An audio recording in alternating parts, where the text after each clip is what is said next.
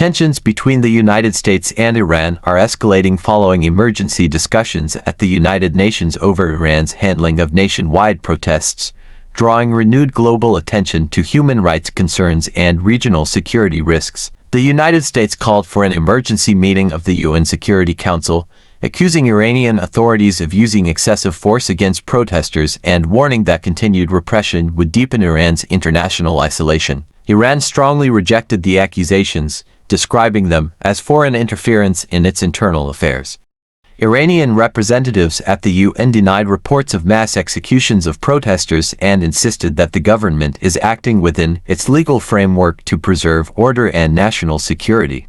Tehran accused Western nations of fueling unrest through political pressure and media influence. Former U.S. President Donald Trump added to the international spotlight, stating that Iran has no right to execute protesters.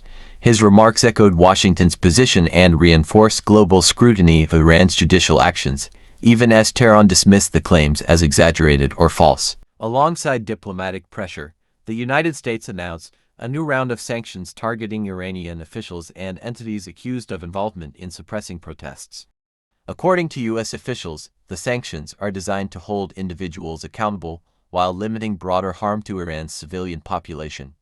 Iran condemned the measures as unlawful and warned they would further strain relations. The rising tensions have also had practical global consequences.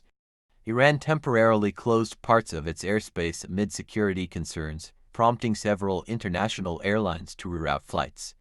Although Iranian authorities later announced the reopening of the airspace, many carriers continue to avoid the region due to ongoing uncertainty, leading to longer flight times and higher operating costs. Maritime activity has also shown signs of caution.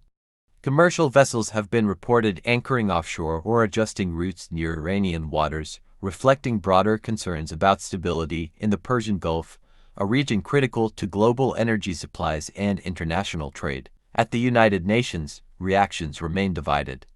Western nations emphasized accountability and human rights protections, while Russia and China urged restraint and warned against escalating tensions through international pressure. Some member states argued that Iran's domestic situation should not be debated at the Security Council, highlighting deep geopolitical divisions. As of now, the situation remains fluid. Diplomatic pressure continues, sanctions are expanding, and regional security concerns persist. Whether the coming weeks bring escalation, prolonged standoff, or renewed dialogue remains uncertain. Follow for verified global news updates. Stay tuned for further developments on this story.